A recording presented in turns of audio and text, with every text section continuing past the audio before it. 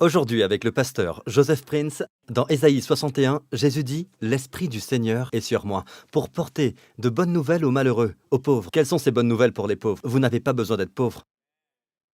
Cela n'a jamais été dans le plan de Dieu. Le cœur de Dieu pour vous est que vous soyez dans l'abondance. Jésus n'a jamais rendu les gens pauvres. En fait, il a fait la multiplication de pain et de poissons. Mais est-ce que je crois qu'il y a la malhonnêteté dans les richesses? Oui, c'est dangereux. Quand vous reliez votre identité à la somme d'argent que vous avez, vous êtes un homme pauvre. C'est triste à voir. Mais il y a également des dangers de la pauvreté. Donc, des fois, c'est la formulation que vous utilisez. Il y a le mot prospérité. J'aime utiliser le mot provision. Dieu, l'Éternel est mon berger. J'ai tout ce dont j'ai besoin. Je ne manquerai de rien. Donc, Jésus dit, l'Esprit de Dieu est sur lui pour porter de bonnes nouvelles aux pauvres, pour proclamer aux captifs la liberté, aux prisonniers la délivrance, et pour publier une année de grâce de l'Éternel. Vous le verrez un peu plus loin.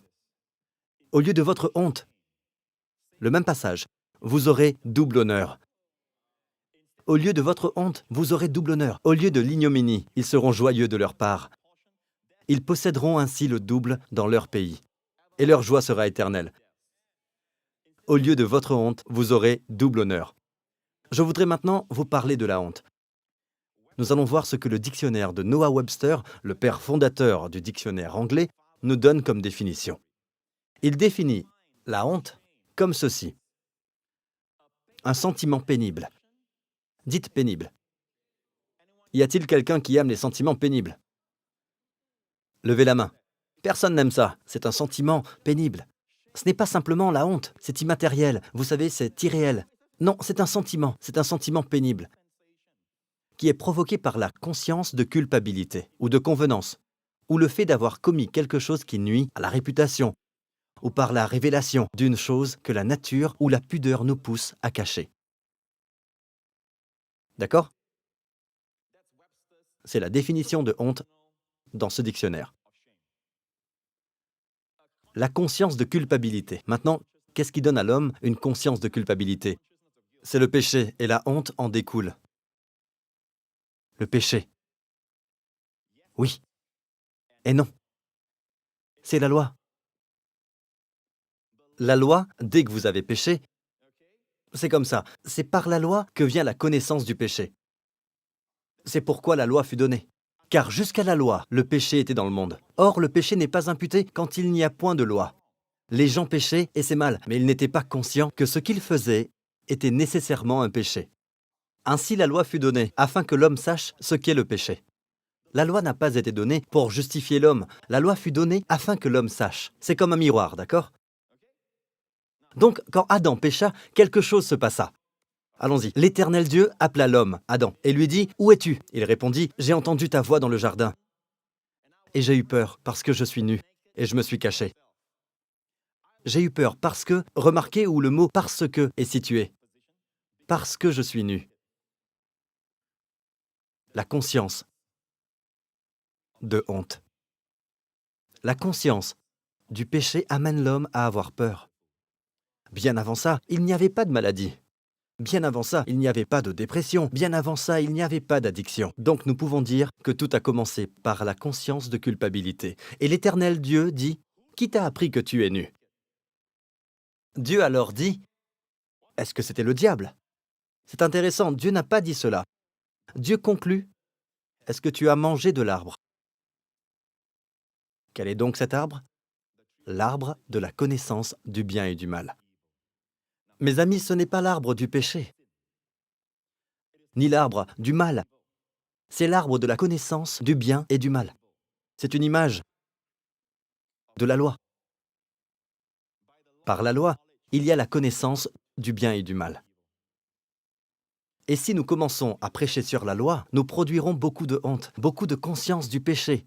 C'est comme mettre un miroir devant les gens tout le temps. C'est par la loi. Ce n'est pas la connaissance de Dieu. C'est par la loi que vient la connaissance du péché. Vous êtes toujours avec moi? Vous comprenez? Mais Dieu a promis, dans Ésaïe 61, « Au lieu de votre honte, vous aurez double honneur. » Comment est-ce possible? C'est ce même passage que Jésus cite. Il cite ce passage dans sa ville natale, Nazareth.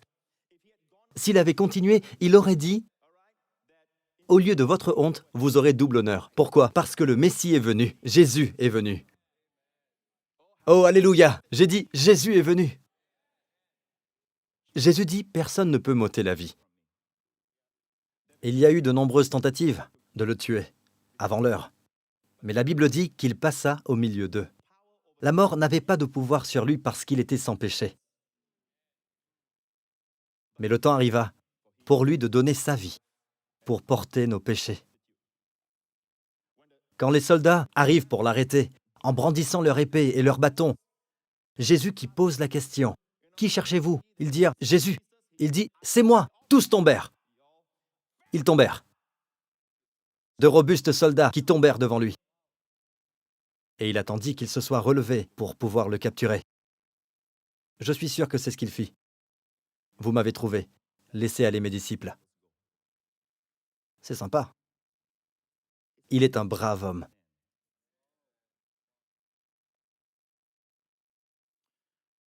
Et quand ils l'emmenèrent de droite à gauche dans la maison de Caïphe. Caïphe, le grand prêtre. Joseph nous dit qu'il y avait plusieurs grands prêtres, Aaron étant le premier, jusqu'à Caïphe. Et aucun n'a jamais déchiré ses vêtements, car c'était interdit. Il était interdit pour les grands prêtres de déchirer leurs vêtements. C'est dans le livre d'Exode. J'ai enseigné sur ce sujet, les vêtements des grands prêtres. Mais quand Jésus se tenait devant Caïphe, ce dernier lui dit « Je t'adjure ». Il se taisait ne voulant rien dire, jusqu'au moment où Caïphe lui ordonna dans le nom de Dieu « Je t'adjure par le Dieu vivant, puisque cela concernait son père, dis-nous, es-tu le Fils du Très-Haut » Il leva les yeux et dit « Je le suis ». Dans certains évangiles, il dit « Tu l'as dit, tu l'as dit ». Et la plus grande déclaration emphatique, « Tu l'as dit, je le suis ». Le grand prêtre fit ceci, il déchira ses vêtements. Je l'ai vu dans le film. Je suis content que Mel l'ait gardé. Et il fit quelque chose d'interdit. Vous savez pourquoi? Parce que le sacerdoce des Lévites et de la loi prit fin devant le sacerdoce de Melchisédek. Le sacerdoce de la grâce. Le sacerdoce de la loi qui dit « Fais le bien et tu auras des bénédictions. Fais le mal et tu auras des malédictions » prit fin devant le sacerdoce de Melchisédek. Quand Melchisédek rencontra Abraham pour la première fois, de sa bouche ne sortit que des « Béni soit Abraham, béni soit Dieu ». Ça, c'est le sacerdoce de Melchisédek. Il déchira ses vêtements. Et j'aime cette partie car une larme est tombée du visage de Jésus et ils arrêtèrent de le frapper. Ils commencèrent à lui cracher au visage. Savez-vous pourquoi Dieu a permis que son fils soit frappé et craché dessus? C'est pour que vous ayez un double honneur. Ce n'était pas sa honte. J'ai établi cela. En lui, il ne commit aucun péché, il ne connut aucun péché. Alors quelle honte a-t-il pour lui? Notre honte. Notre honte. Il a payé pour notre honte. Et la Bible nous dit dans Matthieu 27, « Alors, Pilate leur relâcha Barabbas, et après avoir fait battre de verges Jésus, Pilate le livra pour être crucifié. Maintenant, il est déjà assez pénible d'être crucifié, n'est-ce pas? Mais regardez ceci, une fois qu'il les laissait aller, Pilate sortit de la scène, puis les soldats du gouverneur. Ce sont des soldats romains. Ils conduisirent Jésus dans le prétoire. Le prétoire, un endroit qu'ils ont découvert à Jérusalem. Vous pouvez toujours y voir les pierres qui le constituaient. Il y avait 2 jeux romains. C'est là qu'ils ont joué. Ils se sont partagés ses vêtements en tirant au sort. Donc, le prétoire est une zone très vaste, qui peut accueillir environ 1 millier de gens, et plus. C'est l'immense tente du gouverneur. Ils y emmenèrent Jésus. Que faisait-il là? La Bible nous dit que, plutôt, ils l'ont revêtu d'un habit après qu'il ait été fouetté. Et ils assemblèrent autour de lui toute la cohorte, toute la cohorte. Ce n'est pas juste quelques soldats. Ils assemblèrent toute la cohorte, et une cohorte peut varier de 500, 600 jusqu'à 1000 soldats. Ici, nous voyons le mot « toute ». Toute la cohorte s'assembla dans le prétoire. Qu'ont-ils fait? Prochain verset. Ils lui ôtèrent ses vêtements et le couvrirent d'un manteau écarlate. Ils tressèrent une couronne d'épines qu'ils posèrent sur sa tête. Comme si cela ne suffisait pas, ils lui mirent un roseau dans la main droite. Vous savez ce qu'est un roseau? Un roseau, c'est quelque chose de très solide. Vous voyez une flûte en bois? La plupart des flûtes sont en fait des roseaux. C'est aussi solide que ça. Savez-vous que dans les mains de quelqu'un, cela peut devenir une arme? Dans la Bible amplifiée, il est dit comme le bambou. Ces mots sont entre parenthèses. Ils prennent ce long bâton. Regardez ici. La Bible dit une couronne d'épines qu'ils posèrent sur sa tête, et ils lui mirent un roseau dans la main droite. Puis, s'agenouillant devant lui, ils le raillèrent en disant « Salut, roi des Juifs !» Prochain verset. Et ils crachaient contre lui encore une fois. Et cette fois-ci, je ne pense pas qu'ils crachaient contre lui à tour de rôle. Ils prenaient le roseau, cette sorte de bambou, et frappaient sur sa tête. Voici ce que j'ai trouvé. Dans mes recherches, je me suis intéressé au mot « frapper ». Je ne l'ai jamais réalisé, jusqu'au jour où je l'ai étudié. Le mot « frapper » ici est à l'imparfait. Vous savez ce que c'est l'imparfait? Ce n'est pas une seule fois. Ils ont continué à le frapper sur la tête, enfonçant la couronne d'épines de plus belle. Mes amis, le crachat, la honte, la nudité. Ne voyez pas tout ça en vous disant « Pourquoi a-t-il mérité tout cela ?» Non, dites « Je mérite tout cela. » Mais il l'a porté pour moi, afin que pour ma honte, j'aurai double honneur. Amen, peuple de Dieu. Pour votre honte, vous aurez double honneur. J'étudiais les mots hébreux pour la honte. Et j'ai découvert que dans le psaume 69, il est dit « Tu connais mon opprobre, ma honte, mon ignominie. Tous mes adversaires sont devant toi. » Ces trois mots, opprobre, honte et ignominie, sont en fait, ce sont trois mots qui sont utilisés pour la honte. L'opprobre, les insultes. Vous pouvez voir ces trois mots ici. Et le premier mot est le mot honte. Bochette. Quand j'ai lu bochette, je me suis souvenu qu'un des mots les plus couramment utilisés pour la honte est bochette. Je me souviens que David avait un meilleur ami. Son meilleur ami était Jonathan, et Jonathan avait un fils appelé Méphibosheth. En effet, lorsque vous étudiez le nom Méphibosheth, cela veut dire « de sa bouche vient la honte ». Regardez ce qui se passa avec Méphibosheth. Quand Méphibosheth entendit que David venait à la maison de Saül, n'oubliez pas que Saül était ce roi qui vit David tuer le géant Goliath et qui par la suite devint jaloux de ce garçon. Il n'avait que 15 ans à ce moment-là. Il était jaloux de lui et voulait tuer le jeune David. Et bien sûr, la Bible nous dit, ce n'est qu'une quinzaine d'années plus tard que David accéda au trône à l'âge de 30 ans. Et pendant ce temps, dans la maison de Saül, il parlait en mal de David. Et finalement, Saül et son fils Jonathan, le meilleur ami de David, moururent sur la montagne de Gilboa. Donc à la mort de Saül, David devint naturellement roi. Mais le cœur de David est bon envers la maison de Saül. Il n'y a aucune mauvaise intention et il veut les bénir. Il y avait un jeune garçon qui était sous la charge de la nourrice dans la maison de Saül. Quand ils surent que David venait, la nourrice, se basant sur toutes les rumeurs qu'elle avait entendues, crut que David venait pour tuer l'enfant, qui était l'héritier, le fils de Jonathan. Mais ce n'est pas vrai, car David et Jonathan sont dans une alliance. Donc la nourrice le prit et précipita sa fuite, et la Bible dit que le garçon tomba. Le garçon tomba, et à partir de ce moment-là, resta boiteux. Son nom était Méphibosheth, le fils de Jonathan, Méphibosheth, le petit-fils du roi Saül. Méphi, de sa bouche, et Bosheth, la honte. Et il habite un endroit appelé Lodebar. Lodebar signifie pas de débar. Débar veut dire parole. Lo signifie pas de parole. Ils sont nombreux à vivre dans cet endroit où ils respirent la honte, où ils parlent la honte. Et ils vivent dans un endroit où il n'y a pas la parole de Dieu. Vous êtes si bénis d'avoir la parole de Dieu. Et la Bible nous dit que David, un jour, dit ceci. Quelque temps après être devenu roi, David demanda s'il ne reste encore quelqu'un de la maison de Saül pour que je lui fasse du bien à cause de Jonathan. Et le mot bonté ici est Hesed, la grâce de Dieu.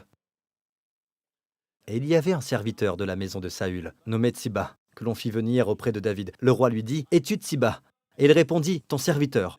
Prochain verset. Le roi dit « N'y a-t-il plus personne de la maison de Saül pour que j'use envers lui de la bonté de Dieu ?» Et Tsiba répondit au roi « Il y a encore un fils de Jonathan, perclus des pieds. » Le roi lui dit « Où est-il » Et Tsiba répondit au roi « Il est dans la maison de Makir, fils d'Amiel, à Lodbar. » Lodbar signifie pas de parole ou encore pas de pâturage.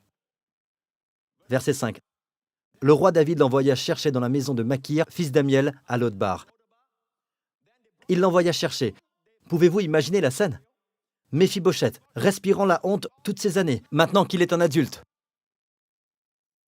Il entend le bruit de chars s'approcher de sa maison. Il dit « Oh non ! David m'a retrouvé ! C'est la fin. C'est la fin. C'est la fin. » Donc ils l'emmenèrent dans le palais de David. La porte s'ouvre et David est sur son trône. Et il vint auprès de David, tomba sur sa face et se prosterna. Méphibosheth veut dire bouche de honte. Il tomba sur sa face et se prosterna. Et David dit Méphibosheth. C'est la première fois qu'il entendit David l'appeler. Et il répondit Voici ton serviteur. David lui dit Ne crains point, car je veux te faire du bien, la bonté, Hesed, à cause de Jonathan, ton père. Je te rendrai toutes les terres de Saül, ton grand-père, et tu mangeras toujours à ma table. Il se prosterna et dit Qu'est ton serviteur pour que tu regardes un chien mort tel que moi? Vous savez, il y a des prédicateurs qui ne disent pas que nous sommes justifiés en Dieu par Christ. Ils disent que nous ne sommes rien d'autre que des chiens. Nous ne sommes rien. Mais Dieu n'aime pas vous entendre parler ainsi. Ce que Dieu a déclaré pur, ne le regarde pas comme souillé. Car vous êtes en train de parler de l'œuvre de Jésus ici. Prochain verset. Le roi appela Tsiba, serviteur de Saül, et lui dit « Je donne au fils de ton maître, je donne à Méphibosheth, tout ce qui appartenait à Saül et à toute sa maison. Tu cultiveras pour lui les terres, toi, tes fils et tes serviteurs, et tu feras les récoltes, afin que le fils de ton maître ait du pain à manger, et Méphibosheth, fils de ton maître, mangera toujours à ma table. » Or Tsiba avait 15 fils et 20 serviteurs, pour servir un Méphibosheth. Maintenant, mes amis, je vais vous dire pourquoi Dieu inclut toutes ces histoires dans la Bible. Regardez ça. David, une image de Dieu. Jonathan, Jonathan, son nom veut dire « c'est Dieu qui donne ». Jésus est Jonathan. David est une image de Dieu. Jonathan, une image de Jésus. Jonathan et David avaient une alliance. Jésus est Dieu. Jésus représente les hommes. Dieu est Dieu. Ils ont fait une alliance. Dieu n'a pas fait alliance directement avec vous, parce que Dieu peut honorer sa part. Mais si vous n'honorez pas votre part, c'est la destruction. Dieu, en fait, Jésus s'est fait homme pour faire une alliance au nom des hommes. Nous sommes comme des associés commanditaires. Nous sommes les bénéficiaires. Dieu, le Père, et Dieu, le Fils, deux choses immuables. Deux personnes inébranlables. Deux personnes parfaites et sans péché, qui ne peuvent pas chuter, qui ne peuvent même pas faire une erreur. On fait une alliance pour vous. Donc, vous êtes Méphibosheth. Bosheth signifie honte. Donc vous et moi, nous respirons la honte. Notre vie respire la honte. Nous n'avons pas suffisamment d'argent. Comment allons-nous payer pour ça? Qu'est-ce qui va arriver? Toutes sortes de choses. Notre vie respire la honte. Mais nous ne réalisons pas qu'une alliance a été faite pour nous entre Jésus et Dieu le Père. Jésus en tant qu'homme, c'est pour cela qu'il est venu en tant qu'homme et il a fait l'alliance avec Dieu le Père. Et vous êtes les bénéficiaires. Quand Dieu appelle l'homme, l'homme a toujours peur. Mais Dieu est si bon. Et Dieu dit, je veux te manifester la grâce, la bonté, à cause de Jésus. Et tu auras la restauration de toutes choses. La santé, ta paix d'esprit, ta liberté seront restaurées. Et tu auras Tsiba et tous ses fils et ses serviteurs à ton service. Tous les anges sont à ton service. Quelle belle histoire. Prenez du temps pour la lire. Je vais conclure avec ceci. En 1989, dans le journal de l'Institut médical de l'État du Mississippi, donc, dans ce journal, en 1989, parut un article au sujet de la mort de Jésus, du point de vue médical. Si je ne me trompe pas, le nom du gars est Dr. Ball. Dr. Ball dit « Jésus est mort littéralement d'un cœur brisé. Il est mort d'un cœur brisé. »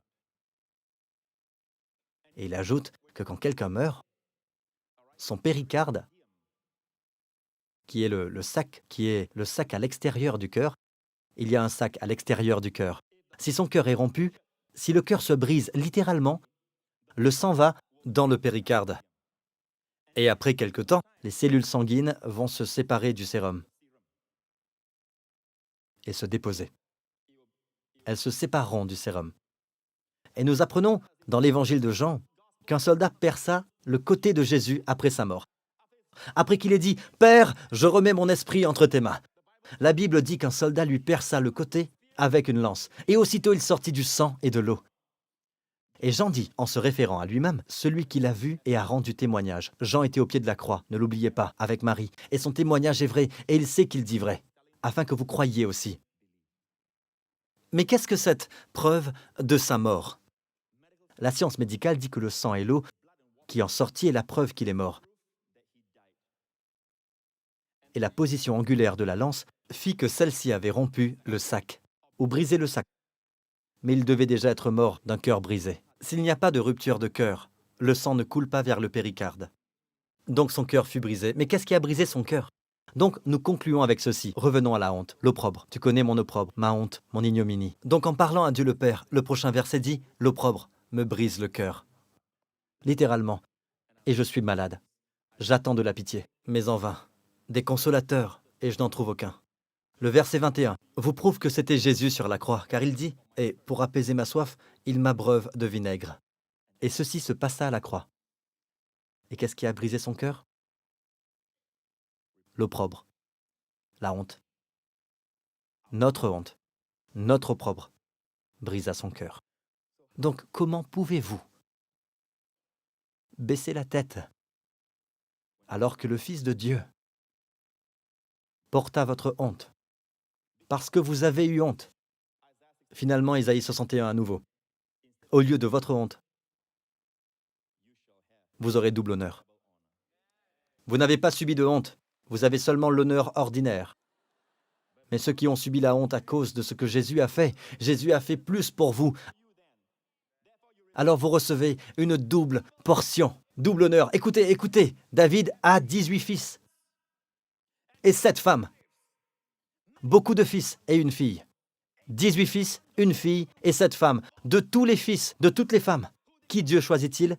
Celui dont les gens vont murmurer. C'est elle, la femme avec laquelle il commit l'adultère, Bathsheba. C'est celle-là. C'est elle que David. Elle avait des vues sur lui. Pourquoi se baigner ainsi en public? Ce n'était pas de sa faute. La maison de David était plus élevée. D'accord? Mais imaginez ce qu'elle a dû traverser. En la comparant aux autres épouses de David, elle a reçu un double honneur de tous les 18 fils. Dieu choisit son fils, Salomon, pour être roi. Pour ta honte, tu recevras un double honneur. Ceux qui n'ont pas subi de honte, c'est l'honneur ordinaire. Pour vous, double honneur. Et le double honneur sera tel, je vous le dis, la vérité les amis, des fois je regarde des personnes dont je connais le passé, mais je ne me souviens plus. Je sais qu'elles ont fait quelque chose. Parce que la gloire que Dieu a mis sur eux, la faveur et tout le reste est si renversant que cela absorbe tout ce qu'elles ont pu commettre dans le passé. Mon temps est écoulé. Donnez gloire à Jésus. Alléluia! Alléluia! Quel sauveur! Quel Dieu!